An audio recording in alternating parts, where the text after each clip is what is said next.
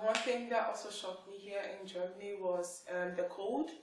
When I got down from the airport, I realized that it was more colder than what I expected because I had one jacket on, and then I had to wear more pullovers and more shirts to keep myself warm. One day I was in the church and it was my first time, and I was expecting to find so many people and especially young one, but what was surprised me, I found very few people like 18 or 17, and all of them, they were so old. I was just only one, the young one, and it was really, really surprised to me. I work in the kindergarten in Germany, and the children are really meant to do their own stuff by themselves. So, for example, when they eat, they're having lunch or dinner, they themselves clear their plates and everything. So I think the people are taught from their young age, from the age of 2, 3, they are taught how to do their stuff themselves.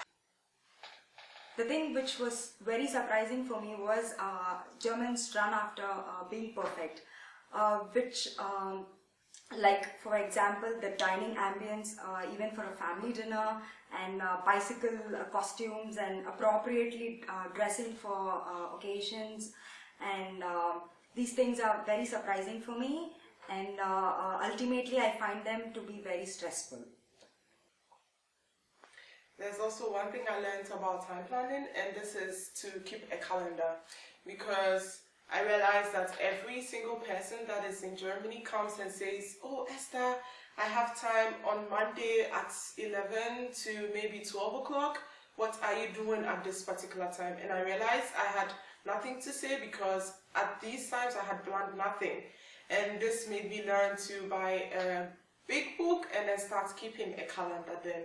And this makes everything also easier for me, because there was one day when I had about 5 or 6 activities in a day, and I didn't like it because I started at 6:30 to 12 in the evening, and this was so stressful for me.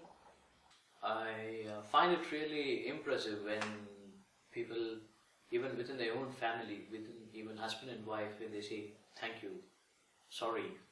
I find it really happy, and I think in another way I find it different, because not all cultures do this thing. After 10 years of marriage, still saying to your wife, "Yeah, thank you for your nice meal." I think this is really something special. The people in Germany very like for hiking. So I was hiking for the long, for 14, for example, for 14 kilometers. So it's different in Indonesia here. So I just try it and I like it. There is one thing I learned here in Germany, and this is when you really don't like something, you have to find a way to say no, and when you really like it, you have to find a way to say yes.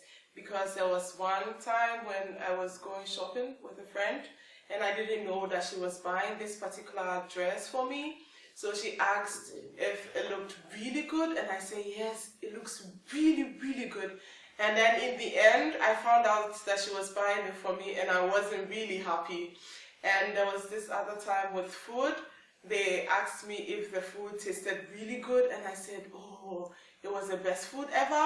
And then after eating it the next morning, I also had to repeat eating this food again. And this was not a good experience for me. So you would have to say no if you want to say no, and you have to say yes if you want to say yes too. Once I went to German restaurant with my friend, and I ordered schnitzel. So when I ate schnitzel, I need a fork and knife, but a waiter prepared for me chopsticks. And he said, "I know it's Japanese style. It's very funny and interesting experience for me. So sometimes I have to explain I can use knife and spoon and fork, and we can use it." Once my dad, he had a birthday party, and I was asking him about gift, like what people brought gift for you, and he told me that they bring salad and cakes, and I was really surprised because I'm not used to that kind of gift, and it was really surprise to me. Even though I know that it is the right train I'm getting on, I still ask the other guy near me whether it is the right train as an icebreaker. And he tells me, yeah, you're on the right train. And then I get on the train.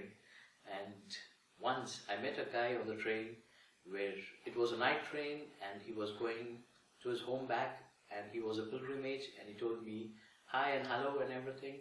And once I started talking to him, he was talking and talking, and I had no night's sleep. I was just talking to the whole travel.